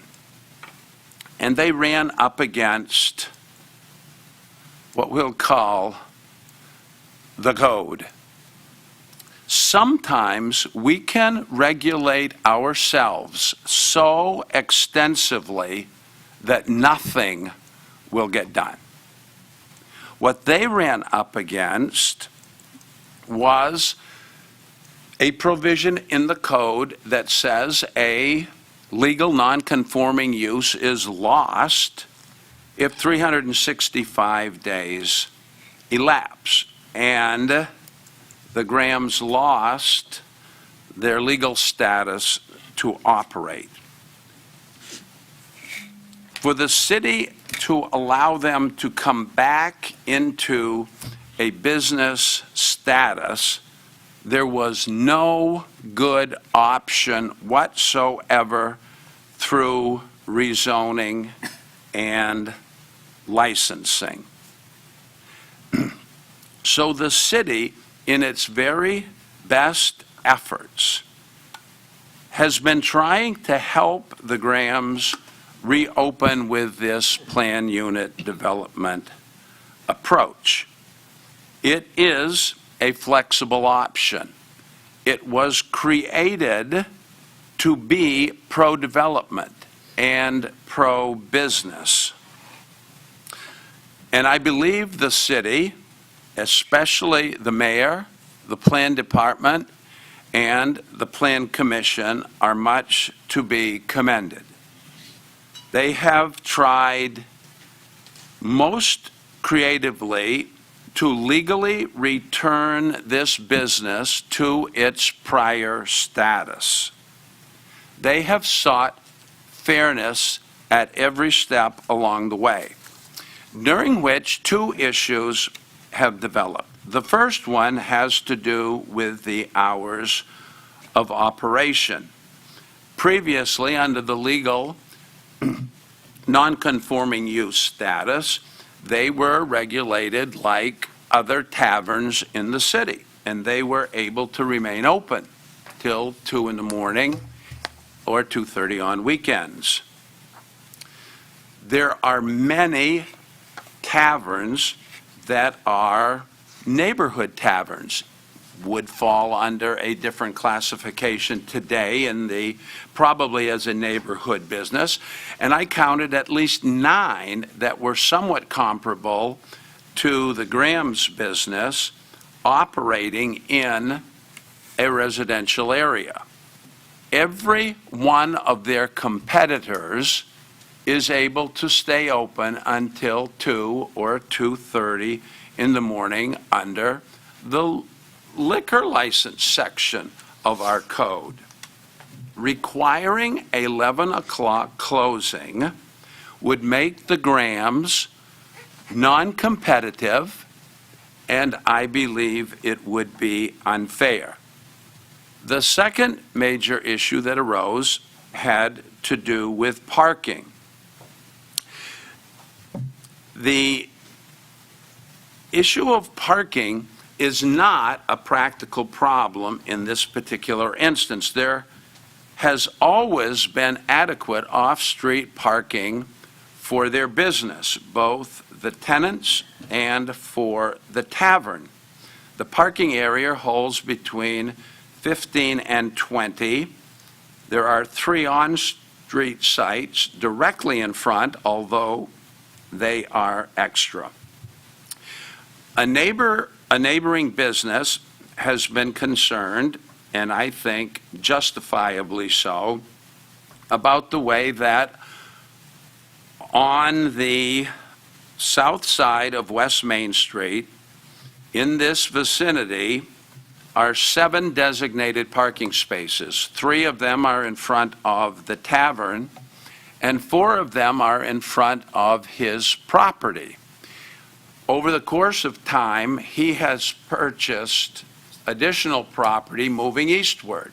First the depot, than the auto parts store, and historically, there have been parking spaces in front of there. Now, he has a display lot, and these on-site parking spaces, when they are used, basically only block the visibility of his display lots.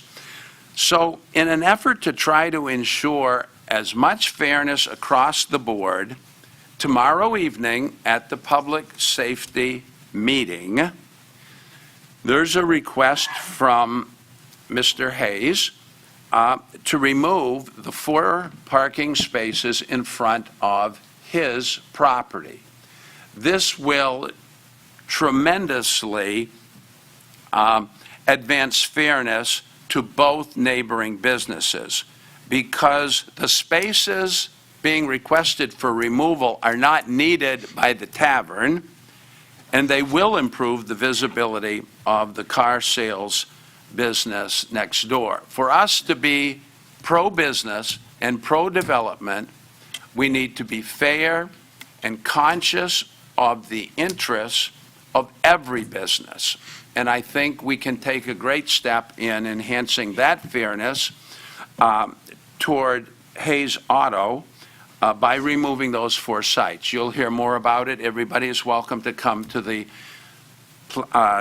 public safety meeting tomorrow. But I would like to summarize what's in front of us as simply as I can. The ordinance before us tonight is pro-business. It is as fair as possible to everyone. It honors the historic past, of which this business is clearly a part, and it honors neighborhood concerns. It rewards the proven record of responsible business operation by the Grahams, and it shows to everybody looking on that Watertown is a business-friendly community to everyone. So in closing, I will just say that the city staff and the Plan Commission especially are to be mightily commended for their extraordinary effort in an almost intractable situation. I believe they have truly found the best possible resolution of this situation. And I will support, and I hope the council as a whole will support the second reading of this ordinance. Thank you. So we're treating this like we have an A or B choice. It's either us versus them, or we give them what they want and we take the ordinance, we just don't conform to it. I think the reality is we have a third choice that is probably the more amenable that I see. Is what we don't want to see happen is if it were to be shot down, they couldn't do anything for 12 months. I don't want to see that because this is my district. I have enough issues with businesses being empty in my district. But I think the better option would be to have them submit so it lines up with what the ordinance actually says, not what we think it says, not what we want it to say, but what is actually in black and white that's already been approved and in statute, because that's what's actually going to be enforced. Because by saying it doesn't matter that we want to be business friendly, what we're saying to future businesses is that we have a code, but it's subjective if we're going to follow it or not. That's like saying shall issue and may issue are completely interchangeable 100%, and statutorily they're not. They're drastically at odds with one another. Do I want to see a business stay there, not have a vacant building? Absolutely. Do I think there's common ground to be had that you'll get 100% unanimous support on it? I do. But as it's being presented as an either or it's us versus them, I think is the wrong way to look at this.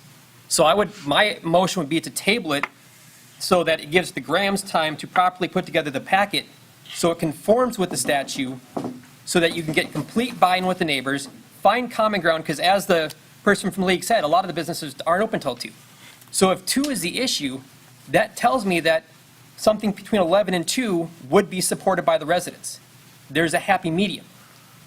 So I want to focus on that. Everything else is distractions to this. So I would propose to table it, to give them time to work with zoning, to work with the department necessary to put together a conforming packet on something that would get more support and would give that appealing, it's us versus them. Is there a second to that? I'll second that. So it's not debatable. I've got my rules. Yep. So we need to take the roll, and it needs to be a majority vote.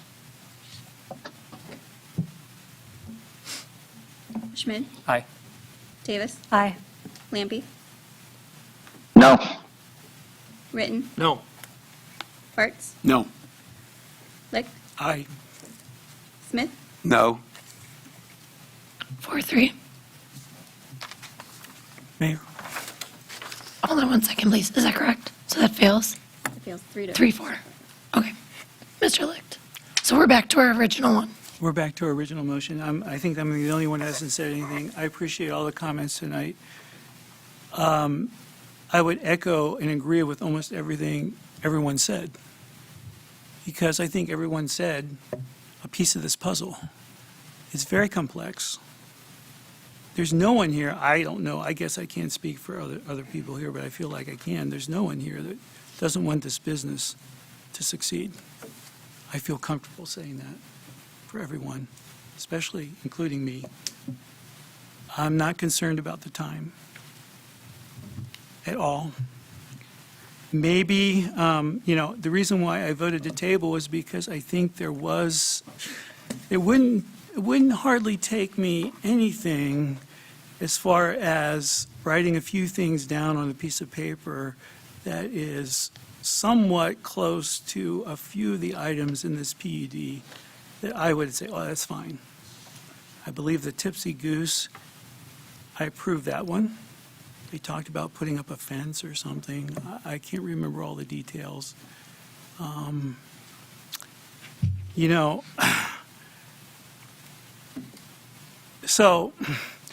But that failed. So I think that, we're searching for a compromise by looking at section 5050, 152, and saying, well, it is our code, but in this case, we can make an exception to it. I don't know that that's the best decision, but ultimately, I think I'm pro-business, and I want the business to succeed. So my best solution just was shot down. And I just hope that in the future, and I'm not saying, I don't know, there was an implication a while ago that somehow somebody is accusing the city of not following the rules and zoning regulations, and I'm certainly not doing that at all. I do believe we need to be careful about creating PUDs, and I'm not saying anyone's doing this, but creating them willy-nilly and not following our zoning regulations. And I don't believe the city's trying to do that, but I just want to throw that caution out there. I'm hoping I can get this out. So I'm not allowed to debate, but I am allowed to provide fact. So I want to provide a few facts. When there was a comment made that I said it doesn't fit the plan, and I want to state the fact that that was in reference to rezoning. Rezoning is where this process started. It would require us to adjust our comprehensive plan to a future land use of planned mixed use, and that was not currently in the comp plan. So that's not a subjective comment, that is quite literal. It's not in the plan. Number two, I, again, factually, never once talked about it being a park. Number three, to again state it is not the city's responsibility. We did not do them wrong to notify them of any of these types of things. And then number four, so you're aware, I never once told them to only come to the May 3rd council meeting. So those are just facts for your consideration. Any other comment? All right, seeing none, we have a motion and a second to approve, so let's take the roll. Written, Aye. Bartz, Aye. Lick, Aye. Smith, Aye. Schmidt, No. Wetzel, oop, Davis, No. Lampy. Aye. Motion passed 5-2. Okay. All right, we have no resolutions. We have another opportunity for public comment. Would anyone like to comment? All right, seeing none, I would take a motion to adjourn. I move to adjourn. I'll second. Motion by Ritten, second by Schmidt. All those in favor, please say aye. Aye. Aye. Anyone opposed? All right, thanks for hanging out for a couple hours, you guys. Have a good night.